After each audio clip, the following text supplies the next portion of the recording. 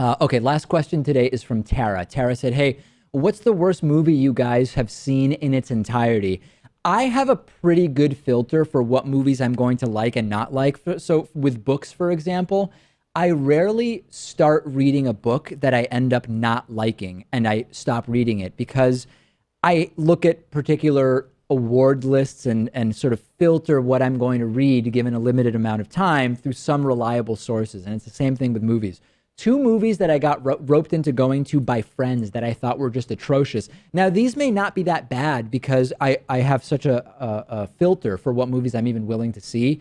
The 2003 remake or version of iteration of the Hulk, I sat through and I just thought it was so stupid and disastrous. I mean, just a really terrible movie that I didn't like at all. And then the other one, and it's actually former producer Lewis who suggested going to see this one, The Punisher, which I don't know if The Punisher is a superhero or an anti-hero. I don't know. It was so bad. And I don't remember if it was Hugh Jackman who was in that movie. I don't remember what year it was from. I remember being miserable watching that in the movie theater from 5 minutes in until the end. And I sat through it.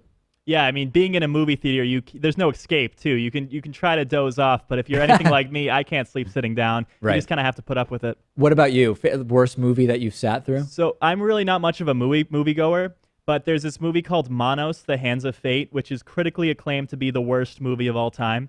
And I thought, maybe this is so bad, it'll be good in some respects. It's this 1960s horror film that's just super low budget.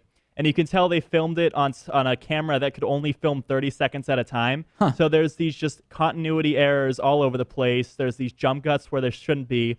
The camera couldn't record any audio, so they had voice actors dub over all the dialogue. And you can tell they only had about 2 or 3 voice actors. The whole thing's just a mess. I mean, how did you even hear about such a movie? It's gotten to be kind of a cult following. The cult following around it. Interesting. So I took interest in the whole thing is free on YouTube. You can watch it now because the copyright's well expired.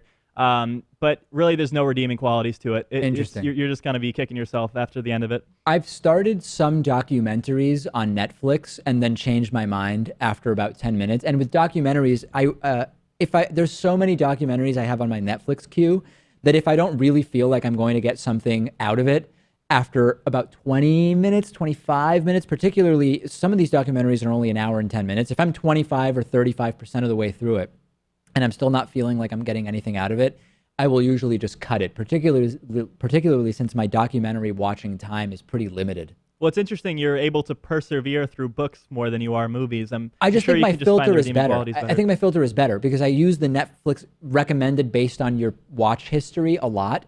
And sometimes the algorithm is just not picking things that are that good for me. But with books, certain friends will recommend books and I'll trust those recommendations and they're generally good. Or once there's an author I like, I'll get a lot of stuff from that author, that type of thing. I think my filter is just better with books than it is documentaries. Yeah, I can totally see it. And I guess I would recommend Manos, The Hands of Fate. All right, we will wrap up today. We do have a bonus show today. We will be off for the next 2 days because of the Thanksgiving holiday, and then we will be back on Monday. I will be joining you remotely on Monday from the University of Massachusetts in Amherst, where I will be teaching a course, and thus will be joining Pat remotely.